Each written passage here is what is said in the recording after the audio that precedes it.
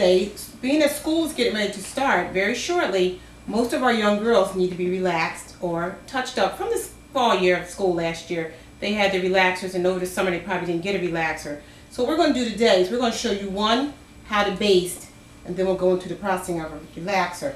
So what we're going to do today is we have a little base cream here, and we're going to start basting mostly around her perimeters, around the ear, around all the back of the neck, and around the forehead, because they do get a little sensitive and they can burn. Then we're going to go inside and we're going to start basting our little parts inside here.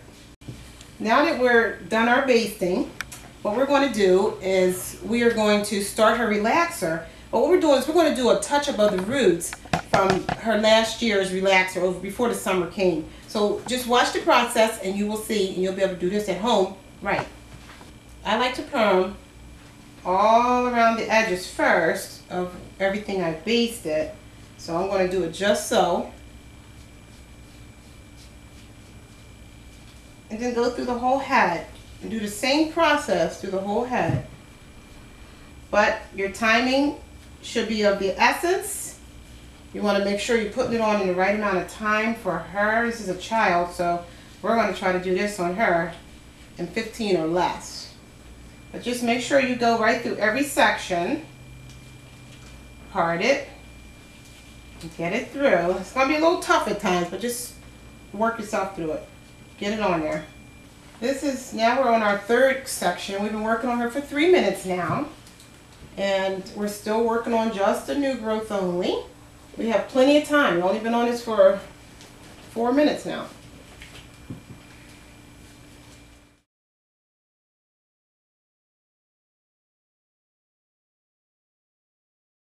What we're doing now is we got the relaxer throughout the whole head. We did it in 5 minutes.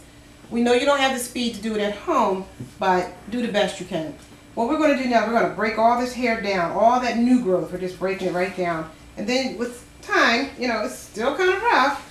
You're still going to go through it and straighten out the roots. You're only straightening out the roots, no, you're focusing on that new growth.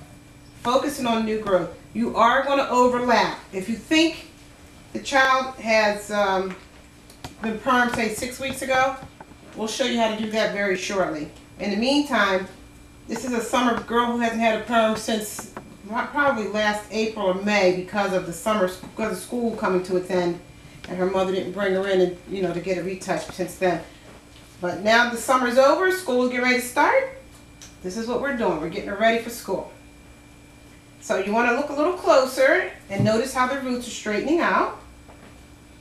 I'm just taking the back of this comb, and what I'm doing is I'm smoothing out the roots. Focusing only on the roots, not on this part, because this part has already been permed.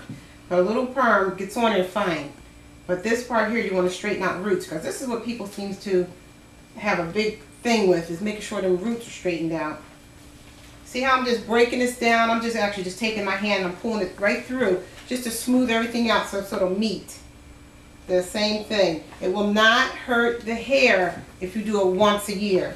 If you do it every 6 weeks or every 8 weeks, and you have a problem. You have dry hair, breakage, goodbye hair. So this is the way I work with my girl. I do this to straighten that hair right out, and we're working on another section. I like to time myself, so if you have a timer, time yourself. Get a clock, get a timer. If you're not sure, go in the kitchen and get the kitchen timer. Time yourself as to how long you're doing this for. Pick up some speed in your arms. Practice. Get that hair straightened out and get it down to where it needs to be.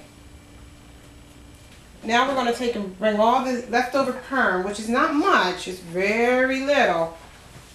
We're going to take and pull that right through to those little bushy ends and get that straightened out. The reason why it's such a short time on the ends is because this hair still has perm on it. That previously permed hair did not go anywhere. It's still there. So you want to make sure that you don't do nothing excessive before that time. If you've been doing this all throughout the year, then that's a no-no. Don't do that. Just take and do this once a year, which most hair requires that because perms tend to revert. Regardless of what perm it is, lye, sodium, high guanidine, and sensitive scalp, all of them, they tend to revert at some point, and this is what you get. So you take the leftover perm, you just take it and pull it through the rest of her hair, straighten those ends out, get that frizz off of there, because this will happen once a year. I always do this once a year with my clients. I don't have a bald-headed client. Everybody has hair, and this is how I work it in, and I get their hair in pretty good shape order and straighten it out. Let's see what I'm doing. I'm just pulling this right through just to straighten out the leftover, bring everything evenly together so her hair could be balanced. Because if we just straightened her roots only, she's going to still have a little poof here on the ends, because last year she had this done already. So this year we're going to take it, we're just bringing it right through just to make things balance out. Okay, and then we're going to show you how, I'm going to show you how I use something to keep their hair moist without breaking, and I don't have any problems. So we're going to be back, and we're going to rinse this out. We'll be right back. Okay?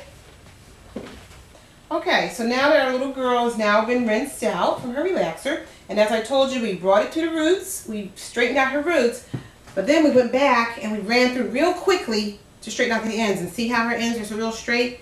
This is from previous perm. That's why the last 5 minutes is okay to do that if they have that bush from, say, 4 or 5 months in between that relaxer over the summer months. But you don't want to do that all the time, every day, because it can cause extreme breakage and dryness.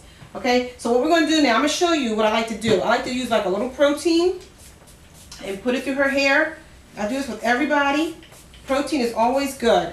And then a little hair oil will help too. And I like to make sure all the hair has been oiled from the top all the way down to the ends. Okay, so we have a little spray oil here. And I love to use a good oil on the hair to keep it nice and moist. And I like to focus around those edges here with the oil, because edges tend to dry out the most. And then I like to come back, and depending on the hair, the texture of the child's hair, you might need a heavier hair grease or a light one. Now in her case, because she's a little girl and maybe her mom may not do her hair as much as she was to bring her to the salon, so I like to use sometimes a little heavier hair oil, because that'll tend to hold the hair a little better. But in her case, she could stand on something a little lighter. So we're going to use a little light hair oil. I like to put it in my hands, just like this, and run it right through to the ends of her hair. Because you know what? Breakage starts right here in the end sometime, and sometime up in here too. So we want to try to catch all of that before it does that. Now when you go, your child got some new growth, and you say, oh, they got new growth, it's only 3 weeks. Don't do it. The hair has to rest. That hair has to rest. Give it at least 4 weeks before you do a retouch again. The hair has to rest. The cuticle, everything has to shut up and become tight again before you can go back in there and do it again. So wait at least 4 weeks. The longer the better, but you don't want to wait past 6 weeks, depending on the hair. Okay? So now what we're going to do is we're going to trim her little ends, and we're going to give her a little style, and we shall be back. I like to put like a little rubber band at the end of her hair. Sometimes if I don't have a rubber band, I use like these little hair elastics, which are good to use right after a relaxer, because you want to use them in this part too, because when people use the straight up rubber band, it breaks your hair off. When you use the one with the little metal, it connects into that metal and it causes breakage too. So I don't like that after a relaxer. And don't make them super tight. Just put them in there and give some room, some breathing room for the hair to move around. So I'm like, see that? The hair is moving around. I'm allowing some movement there. So if you make it too tight, you're going to cause your little girl's hair to break off, and you're going to have problems. We don't want problems. We want to keep the hair on their head and keep it long and grow for them to be cute. So, and at the end here, I'm using a rubber band. And notice when I took that rubber band, I put on the hair, and then I pulled the hair back like a little fish hook. Because I don't like to see frayed ends that just hang there in the air. You know, everyday climate gets to it and it causes dryness. So I like to do this with the hair. Make sure you put your little rubber bands on there, your hair elastics, and make sure they're loose, not tight. Gives the hair some room to breathe. After your relaxer, make sure you oil, put in some nice braids, and you're all done. And your little girl is ready for school this year. Hopefully you do the same thing at home, doing your perms at home. Bye now.